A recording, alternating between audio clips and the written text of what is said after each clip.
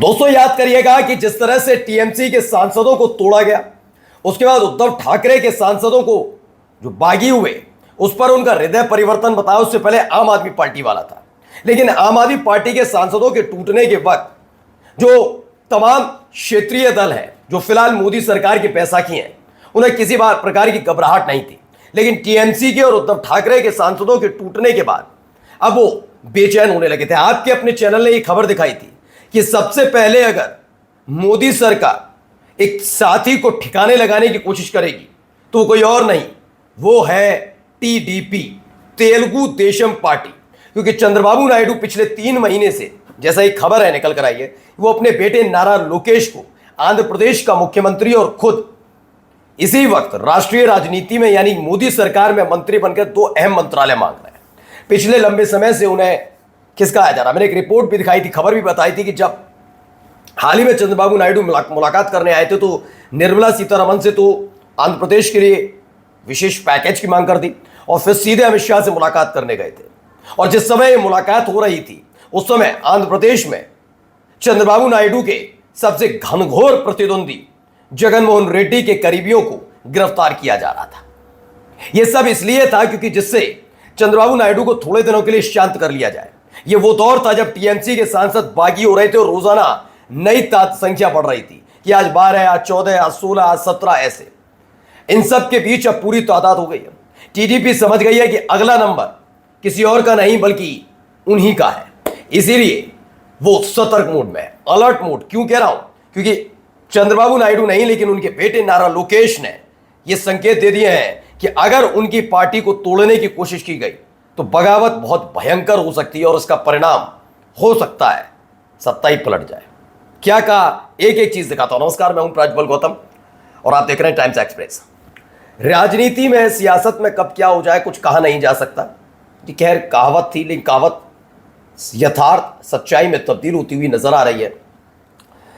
देखिए, पहले आप समझिए कि खुद कितने सांसद हैं इनके। 240 सांसद हैं इस समय भारतीय जनता पार्टी के। इन 240 सांसदों के साथ साथ सबसे बड़ी बैसाखी अगर मोदी सरकार की इस वक्त है तो टीडीपी है 16 सांसदों के साथ, जिससे आंकड़ा 256 तक पहुंचता है। उसके बाद आती है इस समय जनता दल यूनाइटेड। नीतीश कुमार पूरी तरह से कंट्रोल में है क्योंकि उनको डर था कहीं उनकी पार्टी न खत्म हो जाए, इसलिए उन्होंने खुद ही आत्मसमर्पण कर दिया एक तरीके से और राज्यसभा के जरिए फिलहाल शांति से दिल्ली में आते हैं बिहार में, लेकिन उसी तरह से सम्मान दिया जाता है। आपने सरेंडर किया तो सम्मान लीजिए।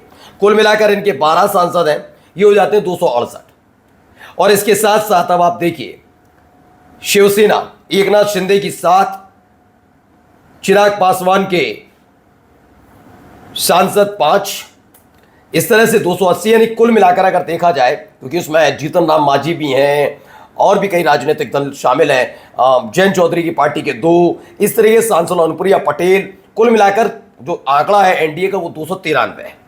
अभी हाल ही में जो खबर आई 293 में मानकर चलिए 20 सांसद और हैं इनके साथ, तो 293 प्लस इनके पास हो जाएंगे 313 और 6 सांसद और एक्स्ट्रा आ गए इनके पास 319।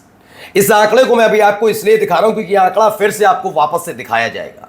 ये 319 सांसद जो हैं, जो फिलहाल अभी एनडीए को समर्थन कर रहे हैं, मोदी सरकार को समर्थन कर रहे हैं, कुछ बागी होकर, यानी 26 सांसद बागी होकर और बाकी के 293 प्रत्यक्ष रूप से सरकार के साथ रहकर।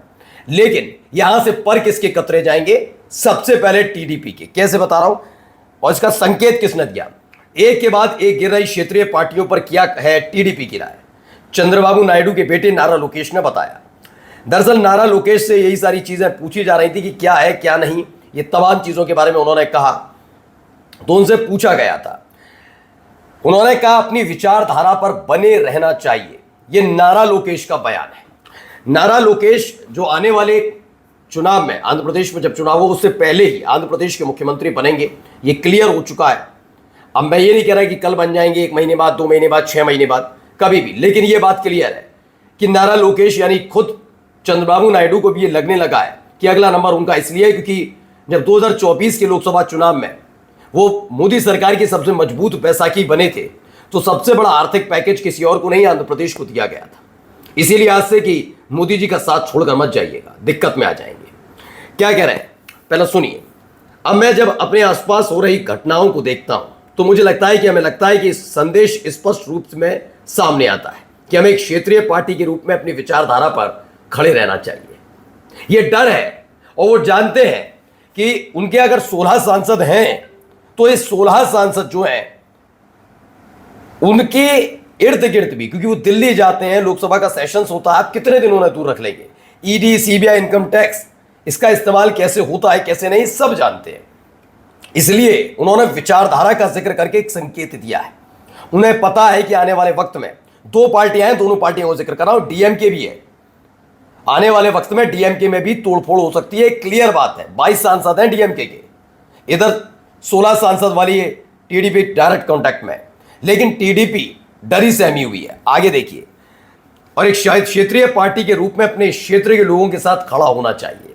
हमें इस पर और भी अधिक बल देना होगा। इसलिए जो पार्टियां चुनाव जीतने और कई बार सत्ता में आने के कारण अपनी विचारधारा खो चुकी हैं, उन्हें चुनौतियों का सामना करना पड़ा है। उन्होंने स्पष्ट कर दिया कि टीडीपी के सांसद ऐसे नहीं हैं, उनके विधायक ऐसे नहीं हैं कि वो टूट जाए। उनको पता है भाई, सबको पता है कि पार्टी के लोग कैसे टूट रहे हैं कैसे नहीं, ये तमाम चीजें उन्होंने कहा। लेकिन फिलहाल अब मैं फिर आता हूं उसी आंकड़े पर। दरअसल जिस तरह की डिमांड लगातार करते रहे चंद्रबाबू नायडू, वो मसला था। और साथ में एक मसला ये हमेशा रहा कि जो एकनाथ शिंदे हैं उनको लेकर, तो दो पार्टियां इस समय टारगेट पर है। डीएमके अलग है क्योंकि वो इंडिया गठबंधन के साथ ही अभी फिलहाल विजय जोसेफ के साथ सरकार बना ली कांग्रेस ने। तमिलनाडु में तो वो नाराज चल रही है, लेकिन नाराजगी इतनी बड़ी नहीं है। पहले इस पर आते हैं। ये 319 सांसदों का अगर आधिकारिक तौर पर समर्थन मिल जाता है, क्योंकि वो बागी सांसद है, उनकी अब हिम्मत नहीं हो पाएगी वो मोदी सरकार से किसी भी तरह से समर्थन वापस नहीं, ये क्लियर है। अगर एक बार खेला हो गया पूरा तो नहीं हो पाएगी। ऐसे में ये देखिए 16 सांसद वाली अगर टीडीपी जाती भी है तो आंकड़ा हो जाएगा 303। चाहिए कितने? 272। तब भी कोई डर वाली बात नहीं है, यानी सरकार यूं ही चलती रहेगी। अगर ज्यादा तेवर दिखाने की कोशिश एकनाथ शिंदे ने की भी तो भी उन्हें कोई डर नहीं, क्योंकि 6 सांसद एकनाथ शिंदे के प्रभाव से उद्धव ठाकरे को छोड़कर नहीं आए।